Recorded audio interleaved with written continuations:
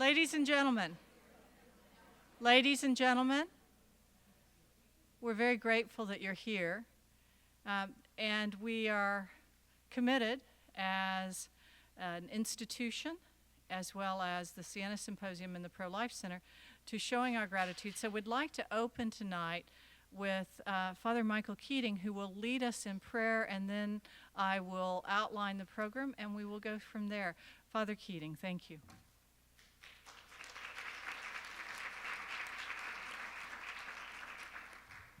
Thanks, Teresa. Shall we all turn our hearts and our minds to the Lord? In the name of the Father, and of the Son, and of the Holy Spirit. Amen.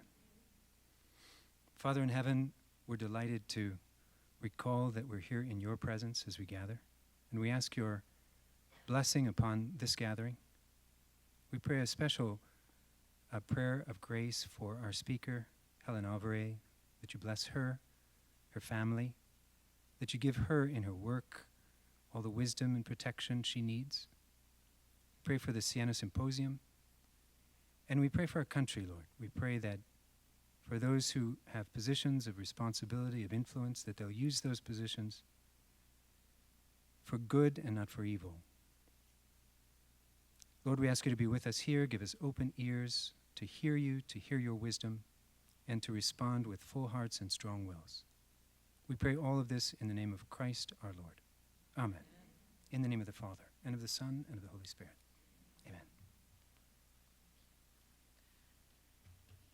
Amen. We're very grateful for all of your attendance tonight, because the Siena Symposium and the Pro-Life Center at UST are persuaded that this is an issue of great import, an issue that we need to educate ourselves on, and we need to then take action based on the education.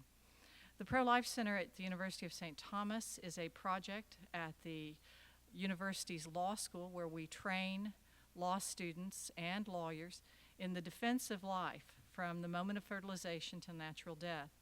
We've partnered with the Siena Symposium for this event and are happy to be here in support of the Siena Symposium's Humanitarian Leadership Award. In order to make that award, I'd like to introduce the founders of the Siena Symposium, Dr. Mary Lemons of the Philosophy Department and Dr. Deborah Savage-Perrick from the seminary. Ladies.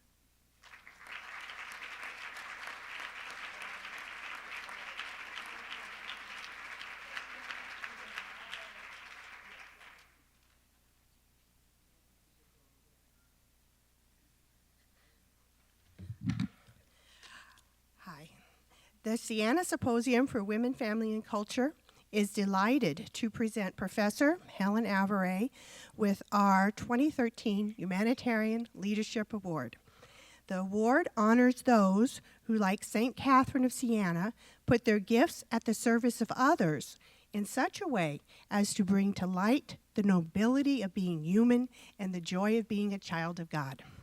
Professor Alvaré does this in many ways. First, she has long exercised leadership in encouraging our culture to acknowledge the dignity of women and the importance of families. For instance, she focused on the family's social role when addressing the Pontifical Council for Justice and Peace, on how the law should treat victims of sexual assault when addressing the National Catholic Bioethics Center, and on the objectification of women when addressing the Pontifical Council for the Laity. She has also founded Women Speak for Themselves and has written an open letter to leading politicians protesting the simplistic identification of equality with costless contraceptives. Through these activities, Professor Alvaré is helping women of faith find their voice and become politically influential in a culture grown cold with disdain for all who would honor the truth about sex, marriage, and families. Second, she is a practicing lawyer who does not hesitate to defend the right of the unborn to grow old and the right of the old and the sick to die when God, not relatives or fear, decides.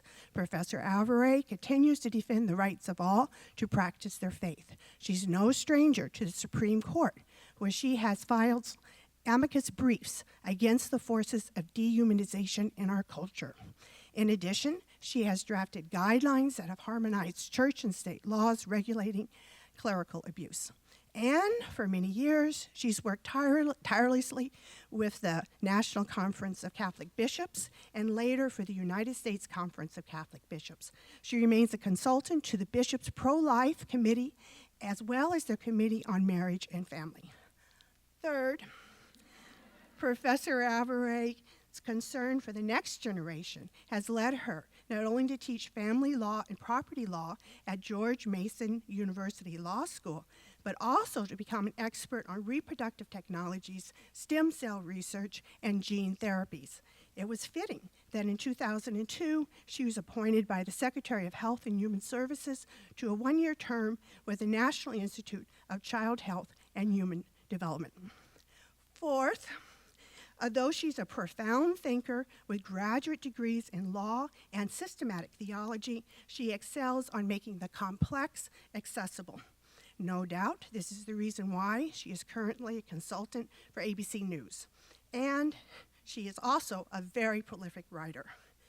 Finally, I thought it would never come, but finally, we at the Siena Symposium are not the first to recognize the extraordinary contribution Professor Alvaré is making to the people of God. She has been awarded an honorary doctorate by Immaculate University and has received Mary Muir Justice Award from the Guild of Catholic Lawyers. In addition, she is now a consultant to the Pontifical Council on the Laity. Professor Alvaré, you help illumine the world with the light of Christ, and thereby help also make the world a little more humane. Thank you. Thank you very much. Thank you.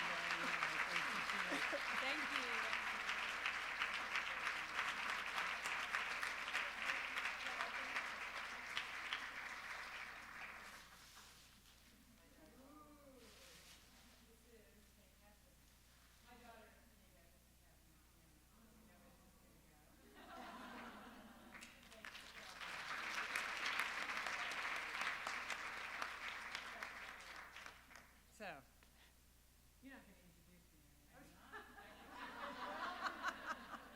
You say, oh my goodness, she's just going to leave if she does an introduction.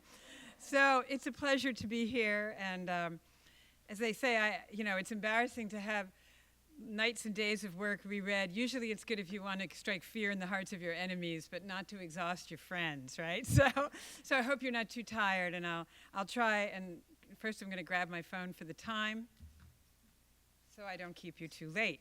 So lately, I have been very involved in the overlapping questions about religious freedom and women's freedom. That's the politics of freedom, right? I don't have a PowerPoint, so that's the last time you have to look up there, I think. It has been a very great confluence of neuralgic issues coming together. Human sexuality, contraception, roles of women, and religious freedom all at the same time. And it has led to a lot of really embarrassing headlines for me. I mean, it was okay when people would make fun of me when I was the spokesperson for the Catholic bishops, but now Salon magazine has called me, quote, birth control's worst enemy. The Jon Stewart show made fun of me twice. I'm in class one day, and my son texts me, and he says, do you know you're famous? Jon Stewart just made fun of you on television. And then he did it again a couple weeks later and made fun of my hair, which was the real blow. And then the Catholic News Service last week or the week before put out a headline that said something like, George Mason, law professor, says to get the abortion issue right, get sex right. Now, you think this is just embarrassing to my children, right? But actually, it's very embarrassing to me as well, because it seems that nowadays I never go anywhere that it doesn't show up on YouTube. And my husband and I have always jokingly said that they're right about that phrase, DC, where we live, is Hollywood for ugly people. And my YouTube videos are giving new life to that truism, because I'm really tired of looking at my tired face giving talks. Every time I go in to check and see this one we put out for Women Speak for Themselves, I see another YouTube of me, and I said, oh my gosh. So it's been a very exposed and very neuralgic time for these issues. But despite this, I feel that I cannot stop myself from continuing to address them, in part because we have, I think, a really unusual coming together of some very dangerous things, and it's hard not to want to reply to them. What we have is a message from very powerful sources, right? And that message is coming from the White House, from executive agencies, sometimes from Congress, from really Hollywood, very much so, and from Planned Parenthood Federation of America, the largest provider of abortions and birth control, and receiving almost $1 billion a year from various federal and state agencies to promote its message, which, don't gross yourself out, but if you really wanted to see what they were sending to teens, it would pretty much floor you. So we have this group of people coming together to send out a message that says that the freedom of women is coincident with, it's almost overlapping completely with, sexual expression with no baby. That's women's freedom, is to be able to be expressing oneself in a sexual way, but without a child involved in it, which also will often be linked, and usually is, to without a relationship between the adult partners, too.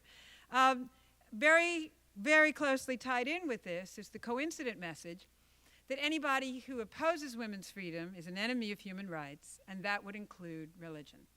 Most particularly the Catholic Church, since they are the most prominent, voice standing, not only on the question of abortion, but that has many, many friends, that issue nowadays, but most particularly we're a standout on the question of birth control.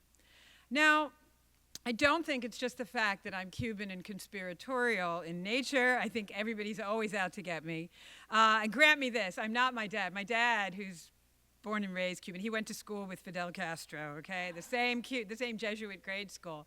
And my dad would sit around the dinner table when we were little kids and talk about how everything was somehow a piece of the communist plot to take down the American family. I'm not there yet, okay? Mostly, having lived in Washington these 25 years, I think a lot of this is a matter of cynical politics, and I'll talk about that a little more. But I really do think it's no less harmful for being that. Very powerful people are putting out this message, and they're controlling most of the major outlets, and they're influencing an awful lot of people who don't have other prominent influences in their life. The power of religion is declining, in particular among the lower middle class in America, who are the largest users of the internet, the most frequent consumers of the media and entertainment, and the government is taking up all the oxygen in the room. And, as I commented today at the lecture from the Federalist Society at the law school, in its religious freedom arguments in courts, in the federal courts, the government is saying things like, religious institutions ought not to have the power to decide about their own ministers. Religious or corporations, religious, secular, whatever, ought to have no constitutional conscience rights. They should only belong to individuals. So there's this theme going on where the government is the only one allowed to have an opinion on these matters. Individuals can have them in the privacy of their minds. Churches ought not to, and even secular groups of people and corporations, according to the government's briefs in all of the HHS mandate cases, which I'll get to, all argue that people coming together for corporations, religious or secular, also are not allowed to have an opinion about this issue as a matter of law. So, how am I going to respond to what I've just described? Well, first, I want to tell you how I come by my assertion that there is a statement from the government and other powerful forces that women's freedom equals sexual expression without children, and that religion is an enemy of that. Second, I want to talk about why this is not only insufficient in terms of truth, but also harmful to women and to society. Third, I'll talk about how this runs smack up against religious freedom. And fourth, I'll talk a little bit about what I think we need to do to respond to this, okay? So first, how do I come by my assertion that this is the thesis out there about what women's freedom is? Now, there's all kinds of remote historical grounding for this. And I will defer to my dearest friend, PhD theologian Teresa Notare, who runs the Natural Family Planning Program at the Bishops' Conference, whose 541 page dissertation on this I was gifted to read several years ago, where she did the entire, she's a theological historian, and she did the entire theological background of the Lambeth Conference for the Protestant Church's decision to approve birth control. It was in 1930 or early 1930s. And she did the socio-cultural and philosophical and theological background of that. So it's been around for a while. I'm not saying this idea is wholly new. I am saying it has really picked up some steam right now, and it has a particular force and shape at this moment. Now, in the not-so-distant past, but still in the past, the last 50 years or so, you see a new, more modern incarnation of this in the series of Supreme Court decisions, first giving us a constitutional right to birth control between married people. That was the Griswold decision in 1965. Then that was quickly transmuted into not a right of married people or a right about private places, but it was then called a privacy right that single people had to decide to buy or use contraception. And why was this a constitutional privacy right? Because it's an important decision that they're making about their life. And therefore, it would gather, under that reasoning, constitutional protection. This was quickly relied upon in the 1973 Roe versus Wade decision. This decision about single people's access to contraception was then used as the basis for the constitutional right to abortion. They said if it's a right of privacy to make a decision really important about whether to bear or beget a child, then contraception doesn't have to be the only way you get there. Abortion is another way. And therefore, there must be, by analogy, a right to abortion. And they cited all the things that were very private and very important about the right to have an abortion. And it was not only, the first one was that the woman may experience a medical health problem carrying the child. The rest of them had to do with, it is very distressing psychologically or mentally or emotionally to have a child when you do not want one. And that was the 6 out of 7 of the reasons that they gave. So that was the more remote historical preparation for this. Closer in time, the 1992 decision in the Planned Parenthood versus Casey, where the Supreme Court says outright, women have ordered their lives in reliance on the availability of abortion when their contraception fails.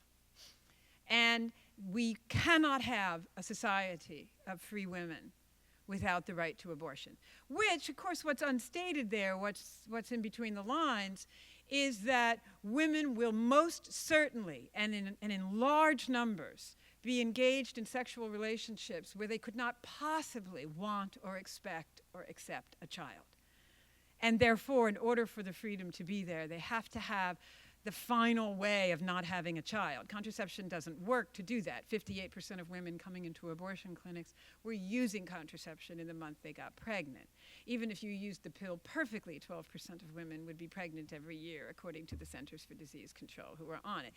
They said the goal was a sexual life without a child that you did not plan. That was the goal, and abortion was the means. And that was very clear from Casey, which then went further and referred to women's constitutional privacy right as the right to determine the shape of her own universe. That, they said, now you notice that, I mean, for those of you who have read the Constitution, you're thinking, wait a minute. This is an aspect of what they call substantive due process. The mention of due process in the 14th Amendment of the Constitution. The Supreme Court began, we would say, as my lobbyist husband would say, they began Christmas treeing that concept and just hanging stuff on it, and eventually concluding that it contained the right to abortion as a liberty without which there would not be freedom in the United States. That's how it's described. That's how you come by the designation of what kinds of rights you have that aren't in the text of the Constitution, but the Supreme Court announces as constitutional rights, okay? So since that time, feminism of a certain kind, not all feminisms, there is a beautiful strand of Christian feminism out there that rejects abortion, but most feminisms that have been prominent in the secular press are pro-abortion feminisms. Planned Parenthood, the Center for Reproductive Rights and Policy, the National Abortion Rights Action League, their websites, their public presentations have said, you know, a woman is not free unless she has abortion. She must be able to control in exactly the manner she wishes, the time and manner of having children or not. They're very unapologetic about this.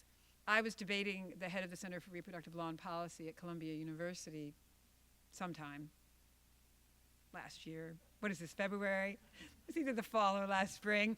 And she said sex selection abortion was an absolute constitutional must, that they would defend it, because otherwise a woman would not have what women have to have, which is control for any reason. And not wanting a baby because it's a girl or a boy is as important a reason as not wanting a baby for any other reason. They are not apologetic about it any longer. So now we fast forward just a little bit to the current administration, which is now in its second term. President Obama is in his second term. I live in D.C. It's a little overwhelming. I live in a neighborhood where, I was explaining to a law student today, 1 out of every 17 human beings born and living in the D.C., Virginia, Maryland area is an attorney. And it's just, 1 out of every 17 human beings, from birth to death. Anyway, so this administration has been exhausting for me. This is a president who is not famous for empowering women. In fact, he's been accused more than once of putting too few women in his inner circle, and the women who got close to his inner circle went public to the news with the complaint that he never really relied on them anyway. It was a guys' club. He is also not famous for having an agenda for women. I mean, if you actually go look at what it is that women want, what do women want?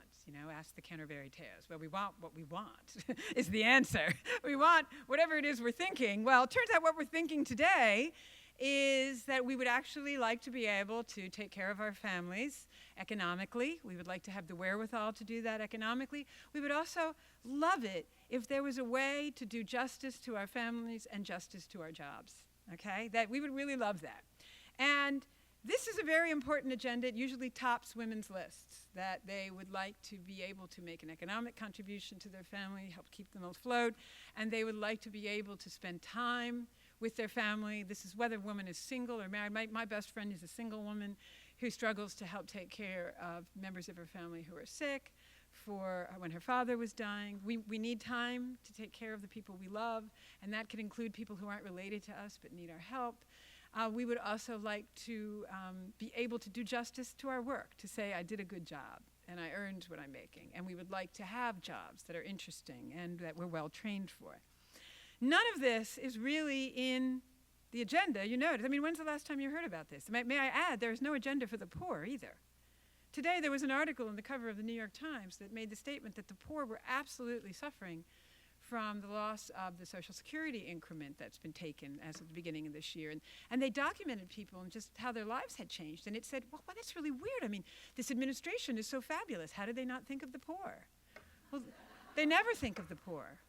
Nobody's talking about the poor now. And just to bring it back, nobody's talking about what women really want. What's at the top of every woman's survey, right?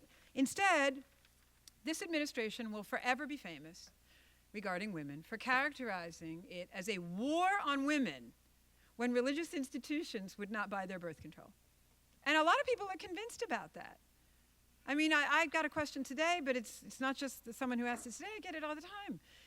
I came to a Catholic institution. I'm not Catholic. I don't have to obey by your rules. I want you to pay for this. I can't afford it. Go buy it for me. And, people are somehow shocked that they can't have this subsidy. This is what this administration will be famous for with regard to women. How did they roll out their message on their women's agenda? Again, they never had one on anything but this, right? Well, the Lilly Ledbetter Act, which, if you actually think about it, it just extended the statute of limitations for women filing lawsuits for employment discrimination. I mean, you'd think it was something a lot grander than that. And it's good. I like it. But that's hardly the largest thing that women were crying out for from below in the United States. And again, the women who are suffering the most, it's not going to be you and me and our children who go to college. It's going to be women who didn't have that opportunity, who are living without marriage, with cohabitation that is unstable, with out-of-wedlock pregnancies, with more divorce when they do get married, with more abortions, more sexually transmitted infections. I mean, there's nothing right there for them. So what is the agenda on women that we have coming out of this administration? We have a provision in the Affordable Care Act put in by Senator Barbara Mikulski. Thank you, my home state of Maryland strikes again. I'm actually from Philly. I do not actually associate with Maryland in public, but I have lived there, and Barbara Mikulski is one of my senators. She proposed, as part of the Affordable Care Act, that there be a mandatory group of preventive services to be designated by the Department of Health and Human Services later at some time, by people, that weren't elected, and would put out notes, get 200,000 responses saying, I hate what you just did, and not respond to them at all, which is what happened. And that they would populate this empty category called preventive health services for women. Okay? So, the law, Affordable Health Care, is passed. The preventive services requirement, the Health and Human Services Department, an agency of the executive, sends a note over to the allegedly nonpartisan Scientific Institute of Medicine, kind of a think tank for the government of scientists, who convenes a body composed almost entirely of people who have been chairmen of Planned Parenthoods in their hometowns. And then the rest of them were either on the board of the National Women's Law Center or the Center for Reproductive Law and Policy. Some of them worked for the Guttmacher Institute, Planned Parenthood's research affiliate, before it was spun off. Together, they had given $116,000 in donations to Planned Parenthood in the year before they were appointed. They proceed to have a panel inviting to speak, well, who? Well, Planned Parenthood, Alan Guttmacher Institute, Center for Reproductive Law and Policy. They invite all their friends to testify as to what should populate this category of preventive services for women. And the largest provider of health care privately for women in the United States is not invited. They stood in line like everyone else on Open Mic Day. That was the Catholic Health Care Association. And they just gave a few comments about what they thought should be included in it, which were marvelous stuff done from experience and from larger experience than your average person on the healthcare needs of poor women, since they fill in that need in many communities. And what do you know, they came up with a statement that actually mirrored almost word for word the recommendations that the Guttmacher Institute had made in '95. Go figure. How did that happen? And that was that women should be given all Food and Drug Administration approved contraceptive sterilizations and emergency contraception, which in that last category, contraceptive hormones given to women after intercourse, which the FDA and the package insert makers of those drugs admit can act after an embryo is formed to cause the womb to shed an embryo. So they recommend that everybody provide these. Religious institutions are not accepted, only houses of worship. Now, the message about what is contained in this idea, and they go out selling this as, look, the administration loves women. And anyone who turned on their TV for 4 seconds in the election year knows that this was their message, that this administration loves women. Why? Because we put out free contraception in policies and we're making everybody do it. And churches are against them, and they also said the Republican Party is against it. But it was a war on women, is how they phrased opposition to forcing religious institutions to pay for people's contraception, sterilization, and early abortifacients. They gave even more substance to what they meant by women's freedom when they rolled out their spokesperson, who ended up being none other than Sandra Fluck. I know people refer to it as Fluke, but it's actually pronounced Fluck. I debated her at Albany Law School, and it is pronounced Fluck. So Sandra testifies that Georgetown University has got to pay for 365 days of her contraception, or they're against her human rights and waging a war on women. She's a single woman, a well-heeled law student, and an activist for abortion in her past as well. In any event, her message that well-educated, well-off women had to have their contraception paid for so that they could have a sexual relationship as a single person and make sure a baby was not involved. That she really became the face of that message. I saw it carried out in a couple of other venues. Planned Parenthood had an editorial in the New York Times where the head of the New York Planned Parenthood said, "My daughter is divorced. she's dating, she's got a sex life, and she really needs the government to pay for the most effective contraception. She really shouldn't be having a baby right now while she's divorced. And then I debated the head of the National Women's Law Center on the Diane Rehm Show, which is an NPR program. And she said, my daughter's in graduate school. She and her friends really can't afford the contraception that they need. Again, the message was very out front there that having a sexual life is a part and parcel of being free and happy for women, and contraception makes it possible. It makes it possible. This does not hide the ball. This was not, let's make sure poor women have it, because poor women have had free contraception since the 70s, probably earlier. Completely free. Title X, grants to Planned Parenthood, community health centers, Medicaid. The states pay the 10% that the feds don't cover with the 90% coverage. I mean, it's enormous amount of birth control going into the population. And if you look at the best sociology on this, the most heartbreaking and beautiful qualitative research in a book called Promises I Can Keep, Why Poor Women Put Motherhood Before Marriage, they said, listen, they're doing everything but putting contraception in our water. I mean, we know where to get it. It's not a matter of money. It's not a matter of money. Like, we want the baby, or we want a relationship with a man that's not got contraception involved. It's not the money. This message was more in your face, and you saw it carried through in the campaign. I don't know if you received some of those. I don't know if you were a hard state to win. I suspect not, but Virginia was apparently up for grabs, and my students were coming in and showing me all of these postcards they were getting by the dozens, where it would be women like in a cartoon in front of an Obama campaign postcard, and it said, hey, vote like your lady parts depend on it, because they kind of do. Or the one that had a young girl writing to her parents, again, the message that a single woman has to have a sex life free of children. Dear Mom and Dad, I need $18,000 to pay for my contraception. Could you loan it to me? They were not playing hide the ball on the message here. This is not about the poor. This is not about avoiding overpopulation. This was not about women having children so that they were getting sick. This was about making sure they could have the sexual expression that the government equated with freedom. That was all there was to it. And you're seeing this, and I won't get off on this too much, but this is not just a theme that is being sounded here in the United States. The U.S. delegation to the United Nations is sounding this theme very strongly. And you're also seeing it come out of the European Union and some other places. It's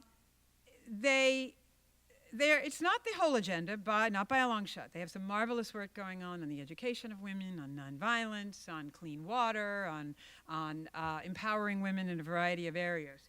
But there is a huge, huge push to equate the willingness to buy and provide contraception for poor women with loving them, with caring for them to be free.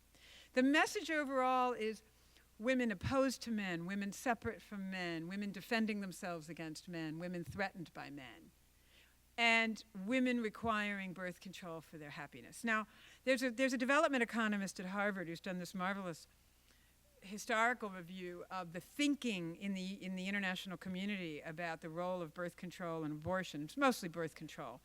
They don't really talk about the promoting of abortion. They have to keep that on the very down low.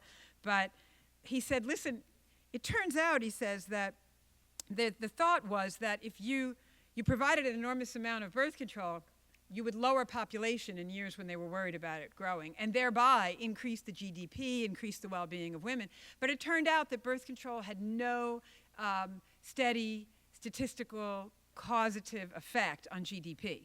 Countries with very high fertility were doing just fine on the GDP. Countries whose fertility was in a free fall were doing far worse on their GDP.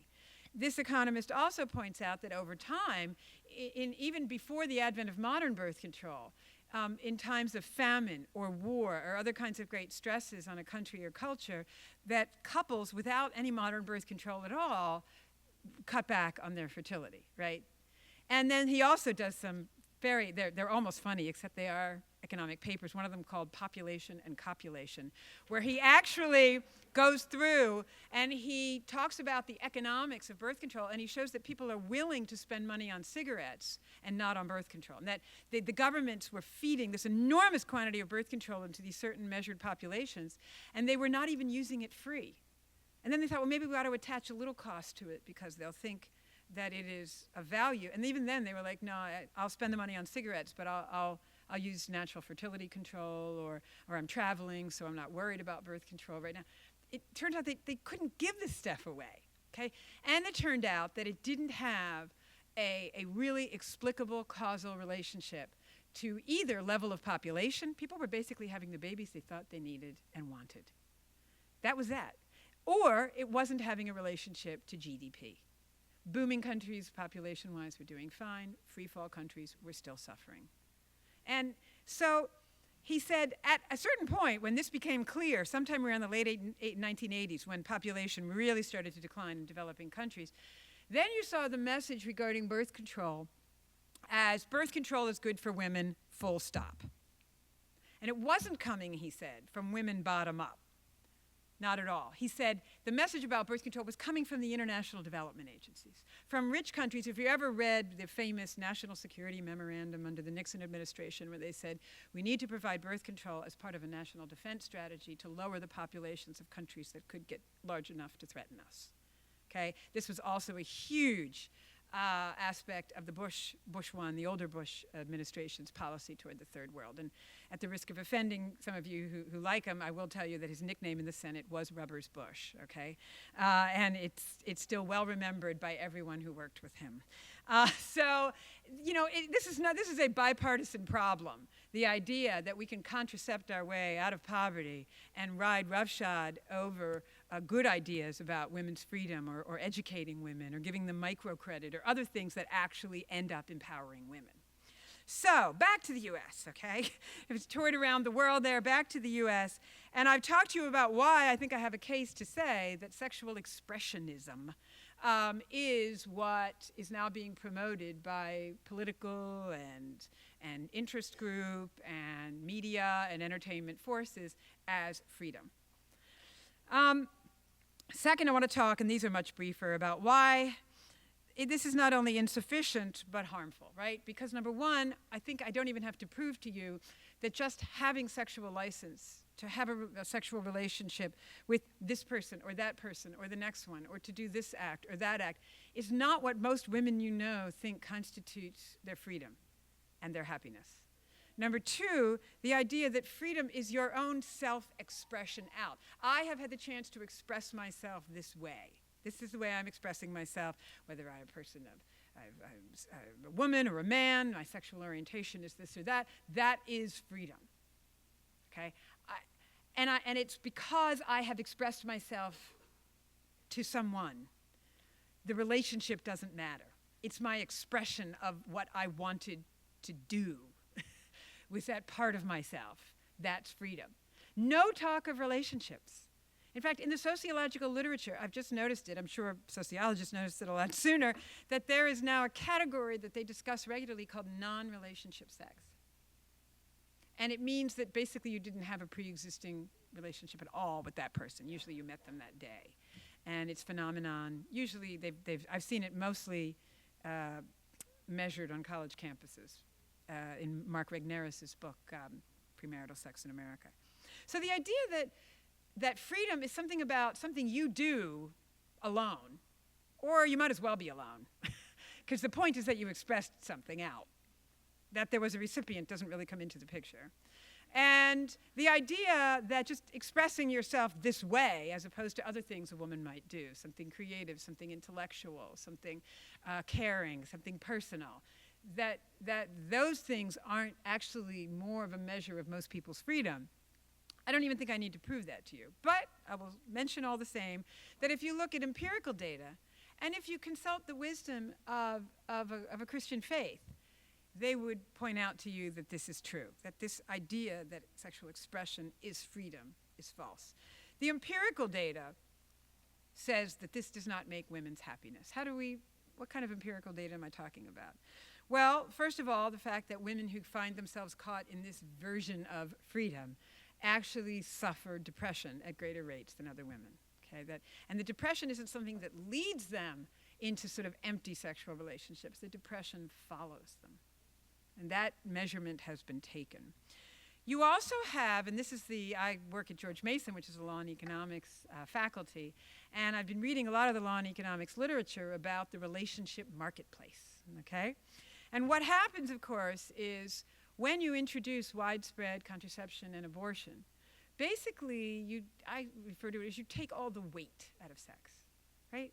It doesn't have to mean a relationship. It doesn't have to mean a child. There's another way of saying it doesn't have to mean a relationship. It doesn't have to mean you stay connected to anybody. Again, it's just expression, a thing that you have done. When this becomes the model and sex has so little weight, it turns out women lose out more. Why? There's a very, very famous paper by a Nobel Prize-winning economist, George Akerlof, along with his wife, Janet Yellen, and another economist, I think it's David Katz. 1996 paper, and it's been followed up by a number of other papers by economists at Penn and George Mason and Duke and elsewhere, tracing the line between the cheapening of sex and the fact that more women then feel pressured that this would be the price of a relationship. There then is more sexual relationship outside the context of any dating or committed relationship. There thereby are more non-marital pregnancies, more non-marital births, more abortions, more unintended pregnancies, more cohabitation, more abortion, and more divorce. Tied to this cheapening, this lowering the price of sex, lowering the weight of it, okay? And he points out that this is just a phenomenon well known to economists called risk compensation, right? The funniest example, but also tragic, is that when you invent parachutes, people start using them, and actually more people die jumping out of airplanes than before you had parachutes. Why? Because now they think it's safe. More people die of speeding right after seatbelt laws are introduced, because now they think it's safer. Turns out, you introduce contraception, which on an individual level prevents the pregnancy, but on a social scale, it starts a risk compensation phenomenon.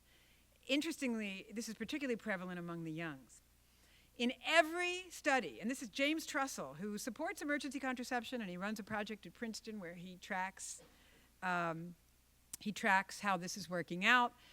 Every single study where emergency contraception has been introduced in wide scale so that it's been basically given, in particular, the studies where it's been given to high school and college girls, the rates of unintended pregnancies, non-marital pregnancies, and abortions has gone up, not down.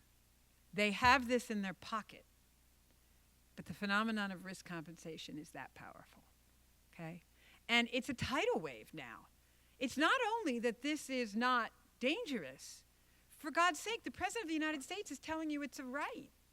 And that anyone who says differently is waging a war on you and opposing your human rights. I think that the epitome of this, you may have remembered that ad from the Obama campaign that was done by Lena Dunham, who's the actress who stars in the television show Girls. I saw her featured on an entertainment magazine on my way here this morning, and they referred to her as dirty and twisted, and that was their praise of Lena Dunham. That was why this magazine was celebrating her. She does this ad, and in the ad, she not only compares voting for Obama to having great first sex, but she says at the end of it, which is very disturbing from the perspective of people who are trying to say no means no in rape situations, she says, so if somebody says to you, hey, you put yourself out there, did you? And you say, I didn't. What kind of excuse is that? Referring to voting for Obama, but the analogy in the whole ad is that everything she says about voting for him is also about sex. So you put yourself out there and somebody says, hey, did you? And you didn't. Really? This is why I say, my late father would call this a communist plot. I think it's the most cynical politics I've ever seen on the question of women's freedom. I've never seen anything like it, and I've been doing this for a while. To use a message like that is unbelievable. So I think it is not just cynical, but harmful to women. And of course, who always suffers the worst? Who has less marriage, later marriage, more cohabitation, more divorce, more abortions, more non-marital pregnancies, more single motherhood, and more sexually transmitted infections, it is women who did not graduate high school. And increasingly women who haven't gone to college. Just one statistic will tell you. Out of wedlock births, college women, 7%. High school degree, 50%. No high school degree, 54%. And the rate of marriage among people who have not been able to finish college or not gone to college at all is drastically below yours and my rate. The best book on this, there's several. Kay Heimewitz's Marriage and Caste in America and Charles Murray's Coming Apart. Coming Apart is the book. And it chronicles the fact that middle America is now falling into the saddest habits, the loss of relationship, the loss of marriage, the loss of parenting in a situation where they could feel like they had any margins of time at all, right? Theological illumination is helpful here when you talk about what is freedom for women, why is this notion of women as alone, women as simply sexual as the measure of their freedom.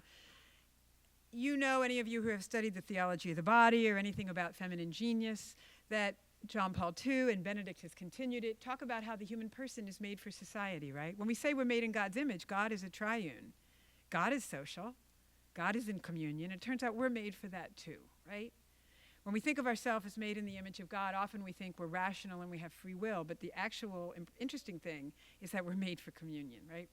So if you look at it, it's been pointed out by psychologists that there's a reason why, right, that solitary confinement is the penultimate punishment before they kill you, right? I mean, capital punishment is the worst, but solitary confinement is the next worst thing, right? People don't like to be alone. And if you ask people what their life's goal is, they want relationship. They want to love and be loved. They do. They want to give. Turns out they want to do what they've been gifted to be, which is gifts to other people. So I think it's not a difficult case to make that this version of sexual freedom harms, okay? My third point, and I'll make this one briefer. I gave a whole presentation on this afternoon. How is it that this version of freedom for women runs into religious freedom? Well, religious freedom, religions, the most prominent religions in the United States, and in particular the Catholic and the Christian churches, stand against the Catholic Church, the use of contraception, and all the Christian churches, for the most part, except for some smaller churches, against abortion, okay? So once you've defined sexual expression, not only as a constitutional right, and by the way, the Casey decision was followed by the Lawrence decision, which basically upheld a Texas sodomy statute that said that based on Casey, we have to say that everyone has a right to express themselves this way. And they quoted the Casey passage that said, the constitutional right to define the shape of your universe, it gives you a constitutional right also to sodomy. And that's the Lawrence case. So I mean, the cases are out there, and it's a constitutional right. We also have human rights language on this topic being used at the United Nations, and of course we have the war on women language being used by the administration. It's terrible that they have nothing better to show for themselves than rhetoric on this. When they actually were asked to provide the evidence that providing contraception and early abortion to women was good for them, this is the government's whole spiel for women. This is our women's agenda. They come up with the Institute of Medicine report. This is the report, I referred to earlier that the HHS commissioned from this independent scientific body, right? And what the Institute of Medicine report did, I spent 30 minutes describing today at lunchtime, so I will hit a few highlights. It claimed by making contraception free and forcing everybody to provide it, more people would use it, and there would be fewer unintended pregnancies, and women would be healthier. Okay, that's the chain of causation. And just to tell you how you unpack that, I wrote a 104-page article. It'll be published this spring in the Villanova Law Review, unpacking that claim. I studied every line, and I did every study the administration used, which was very few, but they had a lot of boilerplate. So I had to go read all of those and see what was actually said. And then I went back and looked at all the studies they had relied on, what those institutions had said in the past about the same subject, and it turned out they had contradicted themselves. So the idea that, first of all, that if you make contraception free, more people will use it. Quick answer to that, it turns out if you drill down into the studies, almost nobody cites cost. And in fact, the people who already get it for free for the last 42 years in the United States are the people who use it the least. The people who pay for it actually use it more. So the idea that making it free, you get more usage, no. And if you actually look at the studies where women say why they do use it and why they don't, about 89% do use it, about 11% do not. The 11% do not. The 11% who do not use it do not cite cost, almost at all, tiny fraction. And there's no. If they really did have a cost objection, the government would have the money to provide it for them, because it does. It puts out hundreds of millions of dollars of free contraception a year. Okay. So first, you don't get free equals more usage. Then the idea that usage will lower unintended pregnancies, they never accounted for risk compensation. If you drill down into some of these articles, a couple of the authors said, well, there always is the risk you'll trigger more out-of-wedlock sexual encounters and that has happened in the past. And they'll kind of acknowledge it. But what you really have is more contraception in the public than ever before. And instead of lowering the unintended pregnancy rate, between 1973, I think, when the Guttmacher Institute measured the unintended pregnancy rate as 33%, and when the government has pumped billions and billions and billions of dollars of contraception into the population, by 2011, we have a 51% unintended pregnancy rate. So it's gone up, not down. Risk compensation is part of this, changing social mores, increase in cohabitation, lots of things account for it. But the idea that just free contraception would lead to usage leads to lower unintended pregnancies, there's no data for that. The government picked these two cherry-picked studies. They picked these two studies of specific years and said, oh, it went down in those years. The problem is it had already gone way up from the introduction of the large-scale contraception before and other factors. Then it went back down a little, but then it went back up in some cases. And some of the years where they said it went down, there were actually studies saying that it wasn't contraception that did it, that abstinence had gone way up in the 90s. So then the final factor, if you cure unintended, even if we grant that, okay, set all that aside, so you were wrong about your first 3 links in the chain. Maybe you get lucky on number 4. The number 4 link would be that if you have fewer unintended pregnancies, women will be healthier. They claimed that then women would have less smoking, less drinking, less domestic violence, and less depression, because they said unintended pregnancy caused these. Problem. When you go into the studies they rely on said we could never settle the debate about causation. We could tell you these things are associated, but it's likely that actually the problems, drinking, smoking, depression, drinking, smoking, depression, domestic violence, cause the unintended pregnancy. So lowering the one wouldn't lead to women's health. Addressing women's health would lead to lower unintended pregnancies. And it turns out that already as mandatory health care services in the U.S. Preventive Services Task Force, which are already required in health care, what do you have? Treatment for domestic violence, drinking, smoking, etc. So those things are already addressed. So none of it pans out. No link in that report was supported by the data. And it's no matter what the government does on these regs, it should be very disturbing to us that they're putting out official sounding reports that are no good. That should disturb us. I mean, I don't know if you were a hippie in the 60s. I was a kid, right? But right now, I think it's time for another revolution against the man. Right?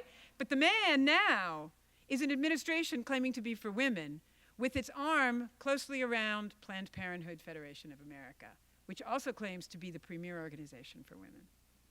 And for my money, they're the man. And when they outright put this crap on the table and call it a medical report, we should be insulted, but worse, we should do something, okay? Which brings me to my final point, okay? How do we respond to this? And I will go through this pretty quickly. Number one, I think we do have to talk about the importance of religious freedom to individuals, to communities, and to nations, right? Individuals do not feel free unless they can search for the meaning of life, right? And the meaning of it all. How to live, how to treat one another. Is there a God? How do I relate to this God, right? It's important to individuals. We have to be allowed, once we find our faith, to do our duty by our faith. It's important to communities. If you go through the writings, particularly of James Madison, of George Washington, and some of the early cases about religious freedom in the United States, the judges and the founders at that time said, we could not be a free society without religion. It turns out law can command a whole bunch of stuff, but the law could never make a society free. It takes virtuous people to make a society free. And religion has been no small part of that virtuous impetus, asking us to do things for one another that are more than what the law commands, right? More than what the law commands.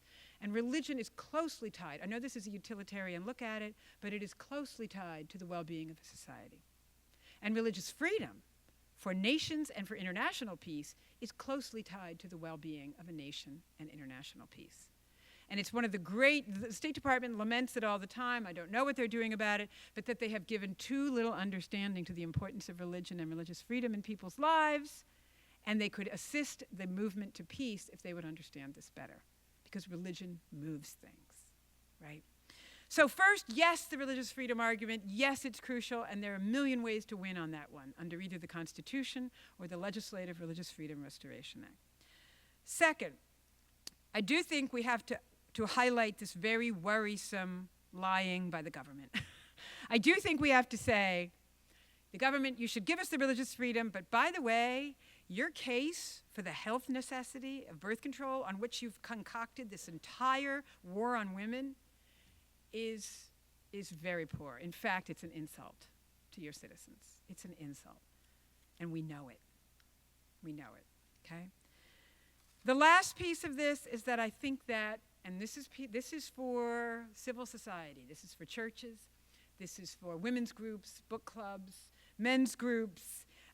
We have to get at the heart of the matter on this, which is sexual expressionism freedom? I think at some point, if they don't give us our religious freedom on this, and we have to make a stand, or if we had the slightest window of opportunity to explain to them that they really needed to change the law because it was bad for people, it was bad for citizens, we are going to have to get into the hard work of explaining what we believe about women and men and relationships and marriage and family and generosity to children and what sex is for, and that our bodies and our souls are not separate, our bodies are not things to be used, whether to hurt someone or for pleasure, whatever, they're just not things to be used, okay? And we're going to have to be explaining that, and we are going to have to come to face to face with our own doubts, right? Do we or do we not have the courage of our convictions that God gave every one of us a taste for real love and real freedom, and that it lies in another person? Do we or do we not have the courage of our convictions that God made us social and that we're not here for ourselves? We're here to serve, we're here to love, we're here to give the kind of gifts that capacitate other people to be able to love and serve. We're not here to just take or for our own aggrandizement, whether that is physical or intellectual or financial. Our bodies as well as our minds tell us this, that we are here for the other. Do we or do we not believe that if we tell the truth, there is what John Paul II and Benedict called what's the word? I'm like the guy who says anemone from that movie about the fish. Anamnesis. I can hardly pronounce that. A memory in us of what is good, of God. That God is somehow with every human person, so that if we speak the truth to them, if we speak things that are true, if we speak it in love, which begins with the people God has given us to speak to, that it is not the case that hope will not defeat despair. Benedict says, we are first and foremost the object of a call, not an accusation. We are first and foremost the object of a call, not an accusation. This is not about just wagging our fingers at other people. It is about calling them and believing that they have this memory of what is good, this thing in them that is godlike, that is beautiful, that loves truth. I know I'm used to sort of, being beat around by Slate magazine or Salon or whichever one of it took that stab at me. And I know this is a very difficult topic. And I certainly do I ever get, that the world does not really understand, in particular, the Catholic thinking on birth control. right? That's hard. That's hard. Abortion is getting to be easy. You know, the ultrasound was our best friend. Science has been very, very good to us, and just our persistence and our. But I understand on the contraception thing why it's difficult. I wrote a 3-part series in the Public Discourse online magazine about the secular argument that we could talk to people even who didn't have our faith at all about why it is that thinking about sex differently, thinking about women and men and their relationship differently, thinking about generosity toward children, that even if people didn't really feel they could come along and are teaching about contraception, and again, I get it, that they would be attracted to the beauty of some of it, and they would be attracted to its results, attracted to the families who had understood and lived it, attracted to couples who were really trying to understand it, right? So I leave more with hope than with upset about this. I mean, I enjoy picking apart these ridiculous assertions from the administration. I enjoy fighting back. Every once in a while, I get to enjoy getting somewhere. but this what we have in this tradition is absolutely beautiful. And learning more about it yourself, defending it, spreading it to whoever God has put into your life, whoever he has dropped by the wayside, so that when you're on your way from Judea to Samaria, you see them. There's joy even in that, even if we don't win the whole game, right? So thank you very much.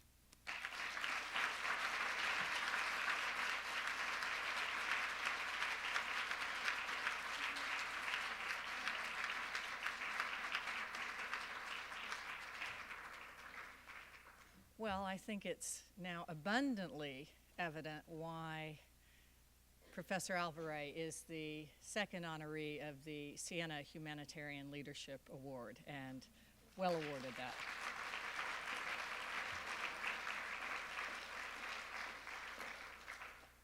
She expands, as do some of her co-authors, on the arguments you've heard tonight in the book Breaking Through, Catholic Women Speak for Themselves, and our bookstore has been kind enough to provide copies for sale outside.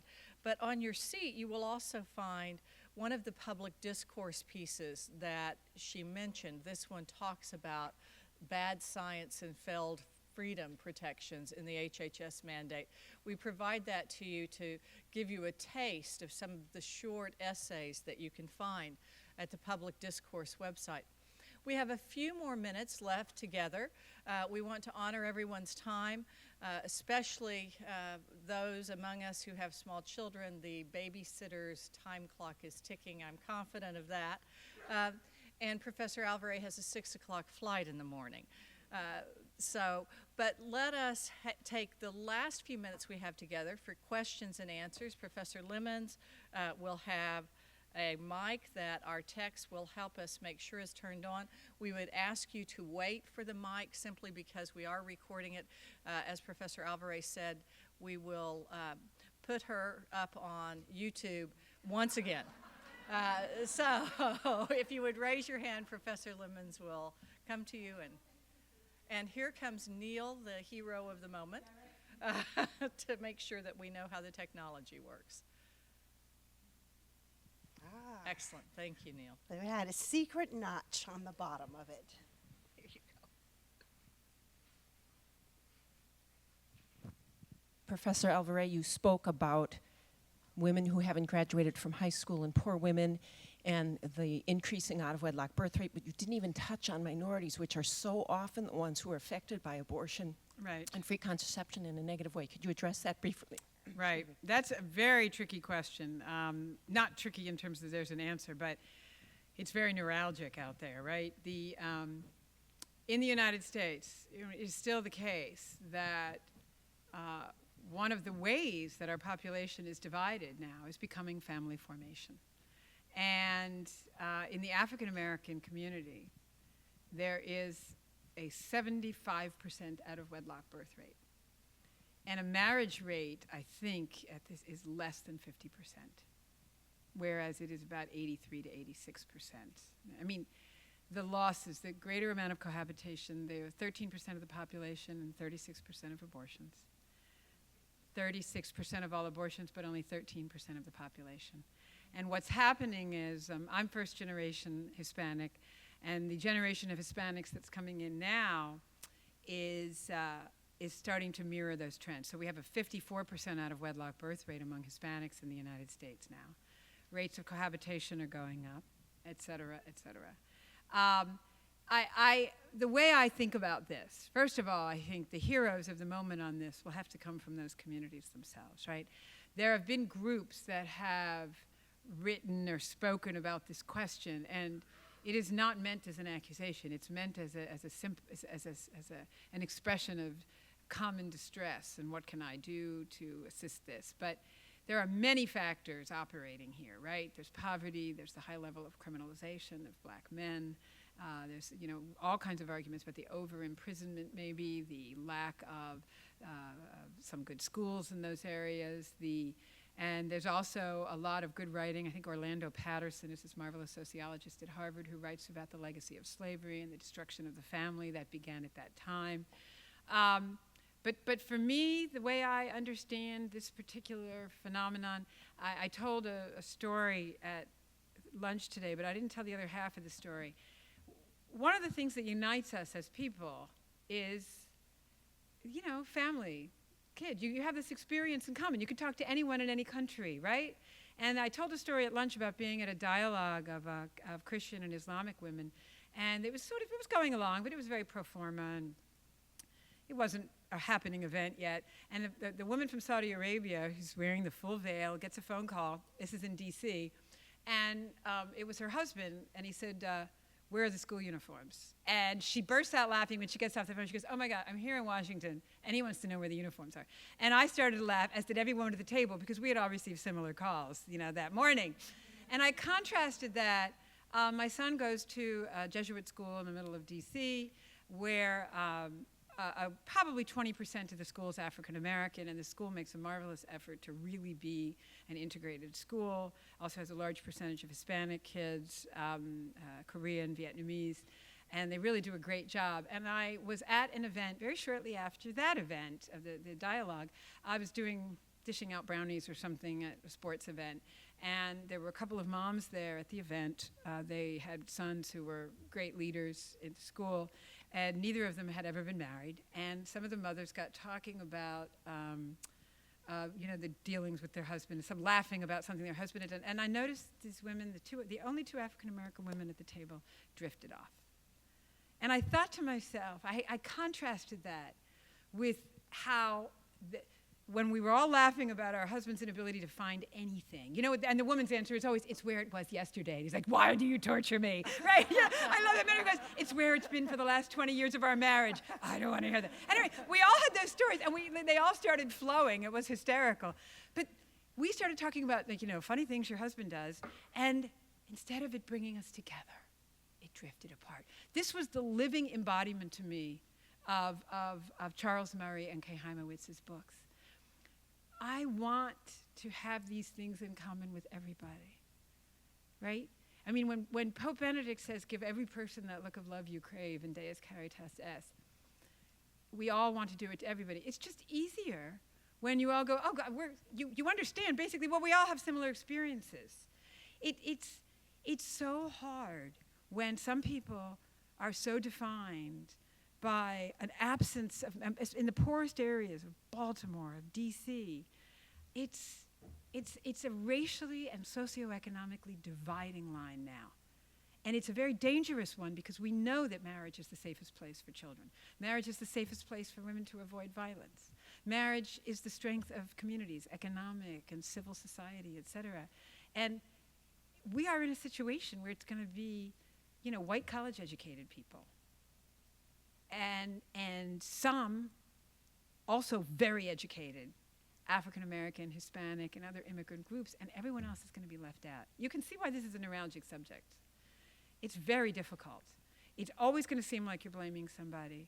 And then some people say the way to deal with it is to say, well, we're open to everybody. But is that really the right kind of love? Yes, we're open to everybody, but is it wrong then to say, but I also wish that it would be easier to find stable marriage, not less abortion, et cetera, in the community where you are? I think it's a huge issue. Brad Wilcox and others write about it, and it's I'm trying to do some work on it in other arenas, not scholarly, in some activist arenas. But it's a tough one. And Charles Murray has moved into a poorer community to put so that he can say, I have community with people who are not just like me. But more and more people are living in lifestyle enclaves, and we don't have that mix anymore. Another question, yes.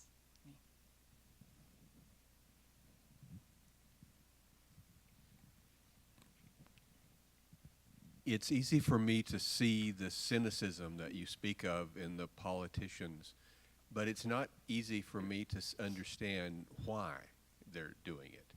Are they wrong-headed but well-intentioned, or is there actually an agenda out there that's evil? I think the truest answer is usually that there's some of a lot of different things, right? And as I name things, maybe you could think if they make sense to you. It is the case that one of the largest political action committees in the country gives money only, you probably never even heard of it, Emily's List, Early Money is Like Yeast, right?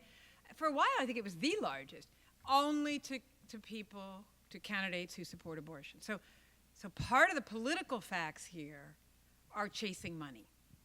It is also the case that people who support abortion are far more likely to be white and college educated. So in other words, where's the money for your campaign? It's with these folks. So part of it is where the Political Action Committee money is, Planned Parenthood, National Abortion Rights Action League, Emily's List, Fund for the Feminist Majority. There's a couple of other funds like this. And rich people who are well educated will be, on average, more in favor of abortion than other people. So that's part of it. Part of it is, political campaigns have trouble sending complex messages. And it's a simple message to say, I'm giving you something free, therefore I love you. So I think that's the other part of it. The other part of it is the well-intentioned but very, very wrong part. I really think that most people would be shocked to discover that birth control has failed the poor. And I think it has also failed women generally. I mean, can I just remind you that they're not like making it for men, right? Can we put that on the table? Nobody's saying swallow this, insert that, right? And Mother Jones Magazine did a feature on it, and they actually interviewed some women in the pharmaceutical industry who said, yeah, we tried it on some men, but they had some side effects they didn't like, so they stopped. Oh, right, because women never complain of the side effects, That's the number one reasons women leave various forms of birth control is the side effects. But it was enough for the pharmaceutical industry to not test men at all after a little while. So part of it, I think, is people really believe, they would be shocked to discover that people aren't better off with it. I also believe that there is a tremendous amount of misunderstanding, including in religious communities, about, sex is fraught, right? There's a reason why when the first statements about original sin pop up in Genesis, they're about the relationship between the man and the woman, and it basically goes something like this, right? You will dominate her, and she will want you anyway, okay? Okay. If that was the first description of original sin, if you think about it, she will connive in her own subjection, and you will dominate her. The whole question of the relationship between men and women is fraught. It was natural that somebody was going to come up with a conclusion that the way to solve the problem was for women to be just like men, and not to be similar in their fertility, to be similar in the outcomes.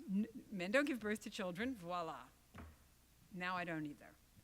And it was also natural, whether this is original sin or whatever you call humans' desire for material and luxury gain, that somebody at some point would decide that the things you get in the world, money, jobs, prestige, were more valuable than things you do at home, right?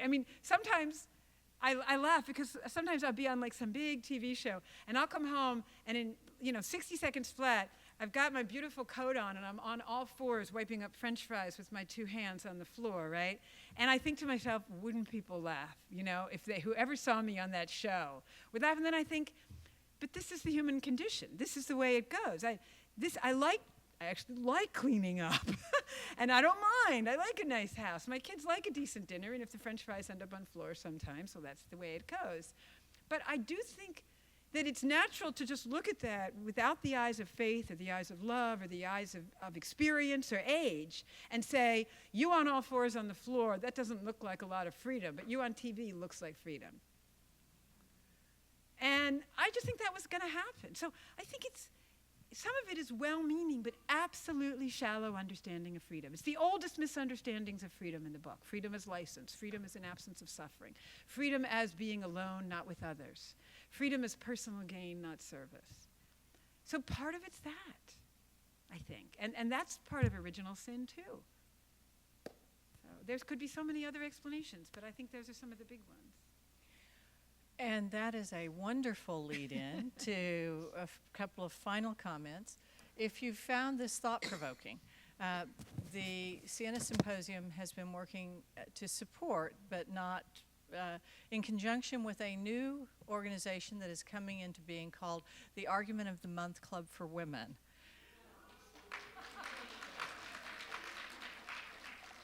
The first event will be May 10th, and Deborah, where will it be?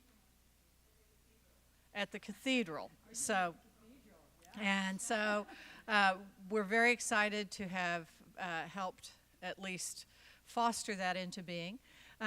And also, as a secondary announcement, these sorts of programs are supported by three things.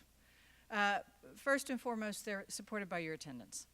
And we are very grateful because all three of us will go back to university leadership and we can proudly say, yes, we attracted a group of 200 people that were interested in this. So thank you very much for being here. Second, we are supported by your prayers. So as you engage in your ministry of prayers, if you would pray for the scholars of the Siena Symposium who are trying to facilitate and participate in the church's mission to proclaim the complementarity of men and women, to rebuild a civilization of love and a culture of life. We are grateful if you will bring our needs before the Lord. And then finally, and of course the bottom line, as Helen mentioned, just as in politics, money is the lifeblood, if you feel moved to contribute to the Siena Symposium, we would be very grateful because both organizations, while authorized by the university, are self-funding.